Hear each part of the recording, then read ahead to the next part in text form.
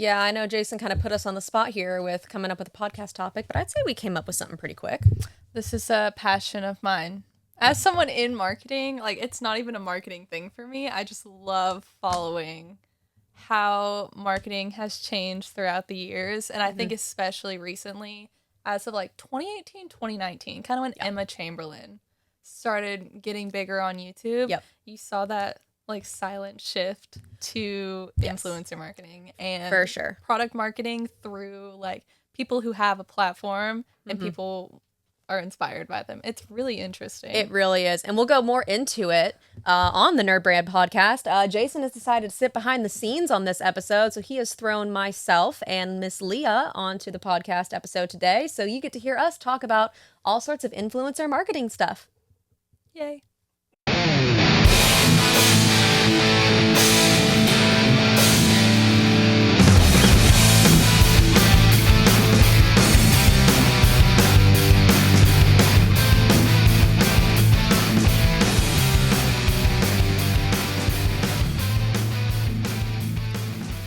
Alrighty, hey everybody, welcome to the NerdBrand Podcast. We have the girls taking over the show. Boop, boop. We've got the senior digital media director, I guess that's my title, I don't know, something to do with digital media.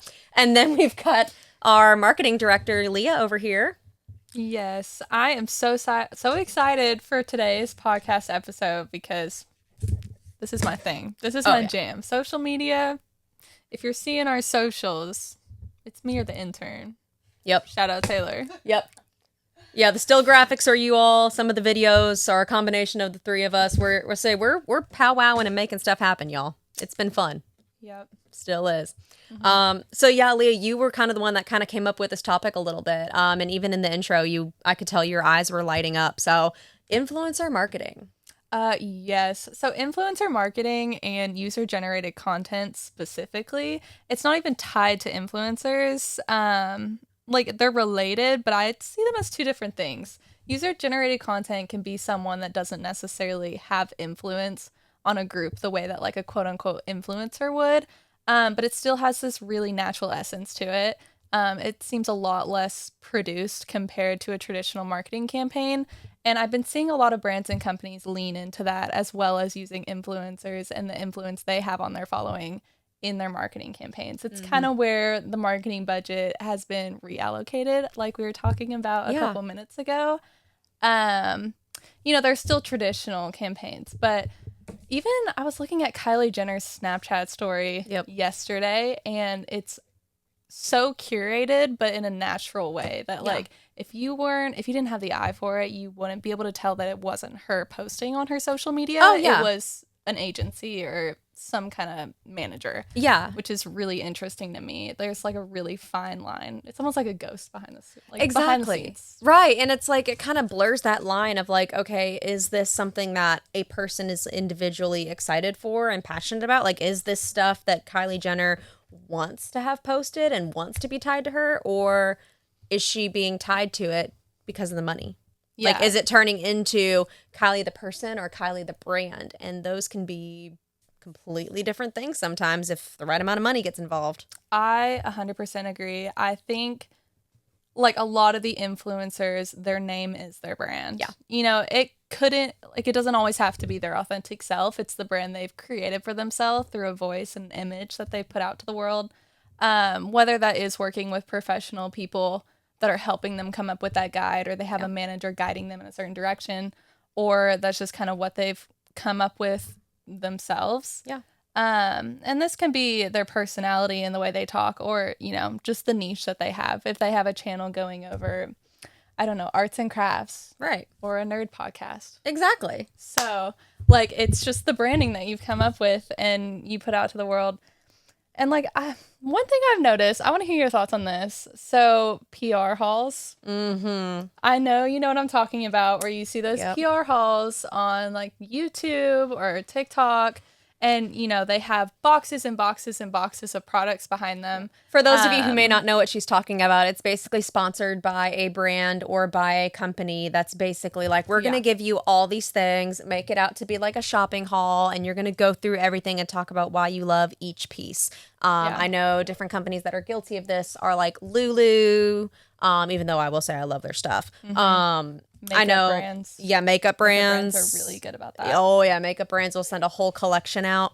I know that there's been like different collections from like either YouTubers or influencers when they make their own stuff. Like I know there's been so many different things about like, this certain shirt that was made or this certain like sweatsuit that was made, by, well, I don't want to say by an influencer, but Like for lack of better phrasing, partner. by an influencer that is part of the influencer's like tie-in collaboration. That's the word I'm looking for. Yeah, it's like a partnership, like the Skims and the Nike collaboration, but it is associated with Kim Kardashian. Like Skims is Kim Kardashian. Exactly. Yeah. So then, Kim Kardashian will send out a bunch of stuff and then it'll be like, oh my gosh, look what Kim sent me, all these Skim things. So, yep. Yeah. And it's not even just the PR hauls. So back to your point. Sorry, I just wanted to make sure I elaborate. It's like for anybody who might be listening who doesn't know what we're talking about. Because, we're just a bunch of millennials and Gen Z people here, so. I'm just a Gen Z girl that likes to follow her influencers. I was raised on 2015 YouTube. Oh, yeah. And when all of that stuff came out about my favorite influencers from when I was 11 years old, following their makeup tutorials, that they were all like 24 and they weren't actually in high school and their first day of school was a big fat lie. I know, right? I was upset. So yeah, and a lot of them were my age, and like whenever they try to claim like, oh, I'm this age, I'm like, okay, no, you look about my age. I'm gonna call BS on this. And then whenever they would, like their real age would get disclosed, I'm like, see, yeah, you're my age. You can't fool anybody. Like you can't fool the millennials. We know how old you are. Yeah. But I respect the hustle. I respect it. I do. I mean, you got to do what you got to do for the brand, baby. Yeah. And I saw some of them coming out just being like, yeah, I may have been doing, what's in my backpack, but that got me a trip to Ibiza. So, I mean, and I was like, well, maybe I should go back to high school. Right. You know what? Respect the hustle, man. PR hauls, though. Yes. It's not just PR hauls. And it's like you're questioning the authenticity of it as well. Like, if there's influencer that's like, oh, like this skincare cured my acne. Yep. Like there was nothing better than this acne skincare. You could just be like, are they paying you to say that? Did they send you the product? Like, I want to see your email list. Exactly. Because I don't know if I trust you. And some people, it's started becoming more of a thing, being like, there's so many hidden promotions that people are starting not to trust the influencers and how authentic they are. And, it's not every influencer, but it is extremely common. Yeah. And alongside the PR, it's the user-generated content, like I said earlier, with, like, the hidden promotions, or it looks a lot more natural than it is. And I see companies, especially the ones that are targeting younger generations, like these makeup brands that, have an influencer behind them, like Rhode with Hailey Bieber, or Alex Earle and her new skincare line. They're not going for traditional commercials. No. They're going for the social media marketing. They're, organizing their budget to be influencers, PR hauls, user-generated content. And they're putting a lot of money into their personal socials as well. Right. So that is always a really interesting thing to me, but it's so curated, but so natural. Like, it's just so interesting. Like, how are you able to make it so natural, but you're putting millions into it? Yeah. And you're turning it into, like, not even a trend. Like, it is a trend, but you're making, like, you're almost shaping a lifestyle around it. Yeah. Well, like, that's why they call it lifestyle content. Yeah. It's so interesting. Like, what do you mean you were able to make jeans go viral because they're associated with the influencer who happened to own $1 billion makeup brand because it's associated to her? Exactly. And then, like, she sells it and she's still the one promoting it, but Hailey Bieber doesn't even own Rhode anymore. No. I don't know if it's partially shared, but she sold it for $1 billion, like 2020, it was a couple years ago. Right. But I mean, she's still the face of it. Yeah, so she's still really like an ambassador for it all. Yeah. The things that get me are like, and I might be doing a horrible job of explaining this, but like whenever there's like, 5 ways you can, and it's something usually health related, like 5 ways you can regulate your, vitamin, whatever deficiency or whatever. And like you're swiping through and it's like, each graphic is a tip.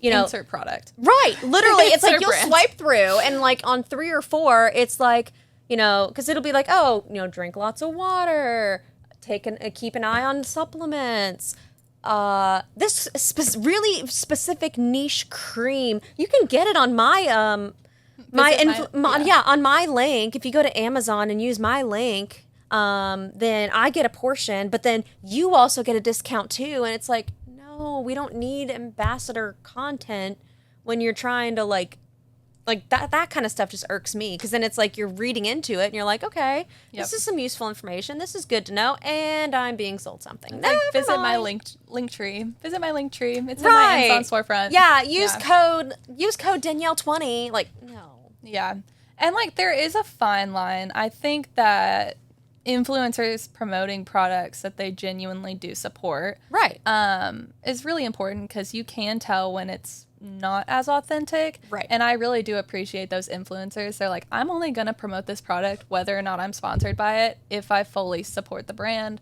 Exactly. I support the product. I find it beneficial. Like, I'm not just trying to make money off of it. Exactly.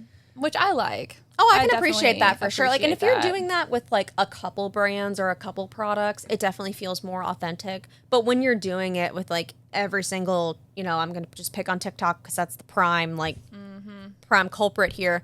When you're dealing that with every single TikTok shop item you can find because that's an offer you're getting, then it's like, okay, like, this is a little much. Like, let's at least keep a general theme. Like, are you going to promote clothes? Okay, if you want to do a bunch of different clothing items, cool. That's your niche. But now you're doing these vitamin supplements. Now you're doing skincare. Now you're doing this weird tripod thing that has a really janky light on it. Like, now you're going all sorts of places to the point that it's like, okay, nothing is authentic anymore. You're just trying to, you're trying to make a buck, which, you know what? Again, I respect the hustle. I respect the hustle. But, people are just craving so much authenticity now. And that's where you're going back to your point that, the more authentic and the more personal something seems, the better it is. And, like you mentioned, there's a lot of agencies that are doing this now for influencers, and it's absolutely crazy. And some of them are more obvious than others, for sure. Yeah. That's the entire agency. Like, there are agencies that's literally what they do. That specialize in influencer marketing. Yeah. Which I find very unique, and that's definitely a very new niche to have. It is. But yeah, that point about TikTok shop, I was actually thinking that as well. Just, people will promote anything and everything, and they're like, oh, like, you make so much money off a TikTok shop, like, you get a certain amount if someone buys this. And I'm like, well, if I see a product going viral and every single person that's sitting there hyping up the product being like, this is the best supplement I've ever tried, like, it cured any hormonal imbalance I had, or like it like helped make me feel more energetic, but then every single one has the TikTok shop link. I'm like, okay, so you're making money off of saying that? Right. And then the products that are going viral, that the company is giving them a script. Oh, so it's like literally when you hear certain keywords and certain buzzwords from each person promoting it, it's like, okay, this isn't your authentic opinion. This is someone gave you a script. Or like the contractor agreement has like, you have to mention this, this, and this. And like, even if it is user-generated content where like they have creative freedom, quote unquote, let's be real. There's still going to be guidelines, because I think that is a very unique talent, I will say, of these people that are coming up with these like very natural, undetectable campaigns, is they are able to curate it to where it's like, it's supernatural and it's still very much in alignment with the personality of the influencer. Right. Yet it still directly follows the campaign and the brand. Exactly. It's really interesting. It's really, really interesting. It really is. Like, one of my friends who I actually went to college with, she has a decent following on TikTok. And I love that she has it. She does a lot of like lifestyle, and like she has a toddler and a younger daughter now. And so a lot of times she'll do like different things that are like, mental health for moms, and she's a nurse. So she has like that nursing background and things like that. And some of her content is really cool, and she kind of balances out between like, mother and nursing content.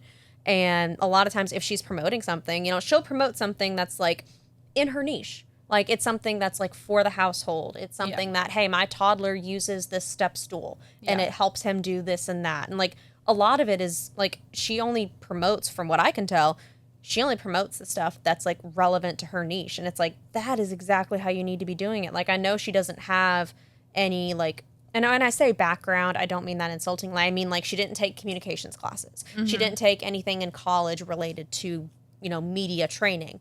But either she figured it out on her own or she found training elsewhere outside of the traditional education system. And it's like, that's how you need to do it.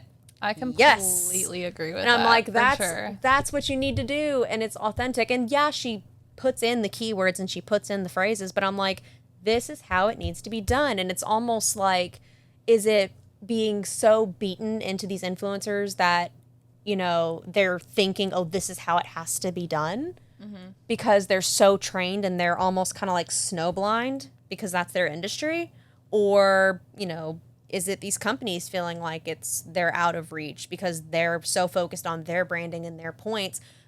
I don't know I know it's a mixture of both. I mean, it's not one or the other, but what's the percentage? What's who's more guilty than the other? Yep. Couldn't tell you. But I've noticed it with people who are quote unquote trained influencers or professional influencers. They got that HR training. Yeah, they totally got that HR training. And then like I'll see something like, you're totally doing an ad. Yeah. And then I'll just see like somebody casual and I'm like, that feels more natural than the influencer. Like, how does that... There's definitely some interesting dynamics going on with that. Yeah. I mean, even designer brands have hopped on the trend of user-generated content and using influencers to market their products, which I have found very, very interesting as well, just because usually they're less accessible of a brand. They're known for, the campaigns are very high end and like they're still having those commercials and those social media advertisements and Google ads pop up, and they're still very curated, like extremely high production. You can tell that it's just like they had a budget and they used it. It's not as natural as some of the campaigns I've seen. Yeah. I just think it's so interesting that they're sending PR to, influencers when a lot of the time, it depends. I'm sure they do their research before they're sending it, because I have noticed that especially brands are really good at picking out influencers that align with their goals. Yes. Oh, of course. So they're going to be higher end influencers, but at the same time, yes, people admire that lifestyle, but how many of those people are actually like productive impressions that you're making? Exactly. Like I think a prime example, Love Luxury. I don't know if I've heard of that one. Oh my gosh, they're all over my feed, and I know plenty of other people. So they basically have the Kelly bags. Oh yeah, and it's the company that I think they're in London and then Dubai. They have a storefront. Yes, yeah, okay. And they basically act out about. Where it's like, oh, my house burned down and so did my entire Kelly collection. So I got my insurance check and now I'm here to rebuild my collection. Yeah. Or they're like, oh well, I got this bag from my ex and I really want to just go ahead and sell it and get that negative energy out of my life. And it's like, why is this so entertaining to me when one of those bags could literally pay off every single amount of debt that I have right now? Why am I so drawn to this? I would keep the Kelly bag. I know. I would carry that Kelly bag. I don't care who got it for me. I mean, honestly, though, same. I would either carry it or I would sell it and then just take all that money and put it toward my debt and then just get something else bougie. Yeah. So valid. But I'm just like, why am I so drawn to this content when I could never have this lifestyle like ever in my life? But how many of the million followers that they have are actually going in and purchasing? Exactly. Like, what are the I want to know the conversion rate. What's That's the conversion what rate to a successful sale of these people when they're spending so much money? Oh yeah, and it's funny because every single one they'll mention somewhere. Well, I saw you on TikTok. Well, I saw you on Instagram, and it's gotten to where almost every single video they post now, it mentions that they found them on social media, which, you know what, valid, because they're blowing up and they're going viral, and I love that for them. But in the same token, I'm like you. I'm like, how many people are actually genuine customers here? Like, there are so many people, like, who's really flying to London or flying to Dubai to do this? I completely agree. And then there was one more point that I was going to make. It's kind of similar with the really, really big influencers, the ones I'm talking like million plus followers. Yes. I personally, like, one thing I adore that they do is when they make, like, they really do make the most out of their rise in popularity, and they have, like, the ball is rolling. Yeah. So they want to capitalize off that, and they will make, like, a company or a business based off of what niche they have that they're known for. Like Emma Chamberlain, she drinks a coffee in every single one of her videos. Yep. Everybody knows that, and that's part of her brand. Like, it's part of like what people associate with her. she starts a coffee company. Yep. And I'm like, I love that. Like, I love when you turn part of your personality into a profitable source for you. Exactly. Or like Alex Earl, she got famous off of her struggles with her skin. Mm-hmm. She makes a skincare line. Yep. And she's also just like, her life seems so interesting. So she has a podcast, and I respect that. Absolutely. I love listening to it. So, oh yeah, it's really cool to like see, you know, people who start out online take their popularity and take their image and their brand into something, and I say more traditional, but for lack of better phrasing, more traditional, like a business. Yeah. And it's really cool to watch them balance that out. I know, you know, nerdy example here, but Markiplier has Cloak Brands, which is like a clothing brand and stuff like that. He's trying to revitalize that. He's had it for years, but he's doing a huge rebrand with it. Mm-hmm. And I know that there's a bunch of other like YouTubers and things like that who have companies or have like, you know, co-ownerships. Like I know, what was it? KSI and Logan Paul, they own Prime energy drink. Yeah. You know, things like that. So it's like, it's really cool to kind of see like, you know, see those mutual interests come together. I want to know what Mr. Beast was thinking about when he did chocolate. Yeah, the snackables. What does that have to do with anything that you post about? But like, I respect the hustle. I'm just confused. I think he goes into so many different niches and he just does a little bit of everything that for whatever reason, that's his success. It works for him though. Like that is his brand. Exactly. Because he's all over the place and does every single thing. When he launches something that's completely random and completely out there, it's like, well, that's his brand. So like, it's just Mr. Beast. Yeah, like, that's just how he does it. Yeah, exactly. So it's absolutely crazy. But yeah, so I mean, is there any other points you want to bring up before we close out the episode for today, or? I just want to say, if you have not given yourself the time to like look through user-generated content and influencer marketing, if it's something that you're not typically around, I do suggest looking into it. It is a very interesting approach to marketing, especially for products and the rise with younger generations. But yeah, it's really interesting. 10 out of 10 recommend. And honestly, what's crazy is you might not think that your algorithm has it or that you're into it, but in actuality, you scroll through your feed. I guarantee you, at least in 5 posts that you're scrolling, English is hard, y'all, scrolling through, then you're going to find something user generated. You're going to find some kind of advertisement that is this model. 1000%. So, absolutely. And on that note, guys, thank you so much for listening to us yap. Shout out to Jason for letting us take over the podcast and take over his spot for a second. You can find... He's like, I'm out of a job. So basically you can find us on nerdbrandagency.com/podcast. You can listen to the podcast on any major podcasting platform, Apple Podcasts, Spotify, all sorts of stuff. You can find it on our website. You can also find us on social media. We've got YouTube, which is where we'll be posting all of these podcast clips and full episodes now that we've got cameras, guys. Get excited. We've got Facebook, Instagram, X, TikTok, and I think LinkedIn. Yeah, we do have our LinkedIn. So thanks so much for listening, guys, and keep your nerd brand strong.